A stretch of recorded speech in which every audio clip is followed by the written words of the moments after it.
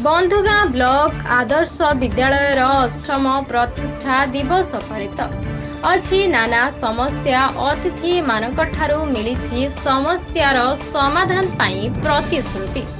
कोरापुट जिला बंधुगाँ ब्लॉक आदर्श विद्यालय रे आज विद्यालय अष्टम प्रतिष्ठा दिवस पालित हो जाइछि। 2016 मसीह आदर्श विद्यालय स्थापित होइथिला। आज पर्यंत विद्यालय अनेक मौलिक समस्या गुड़िक लगी रही। एथिजोगु शिक्षादान रे बाधा प्राप्त होथिबारु अभिभावक महल रे असंतोष देखा देइछि। केंद्रीय शिक्षा परिषद अधीन रे कार्यरत एही इंग्राजी माध्यम आदर्श विद्यालय राज्य सरकार तरफ परिचालित होउछि।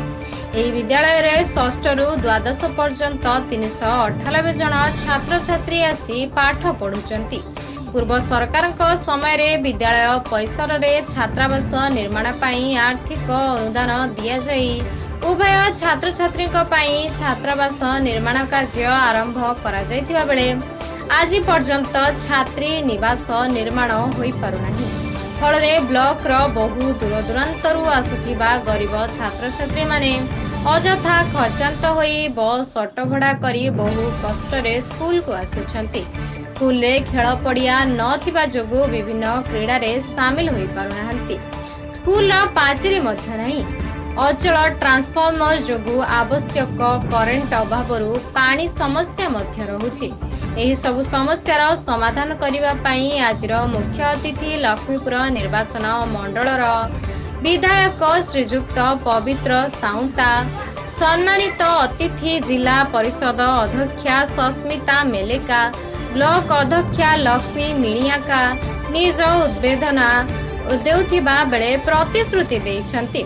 आज आदर्श विद्यालय प्रिंसिपाल रमेश गोरडिया उपस्थित समस्त मुख्य और सम्मानित अतिथि मानकु पुष्प गुच्छ सह उपढौकन देई स्वागत जणाइथिले।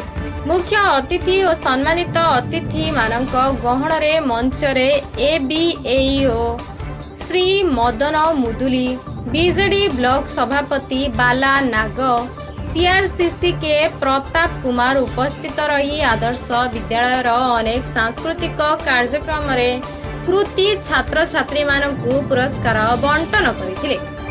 बंधुगाँ ब्लॉक रु उत्तम नायक रिपोर्ट रिपब्लिक।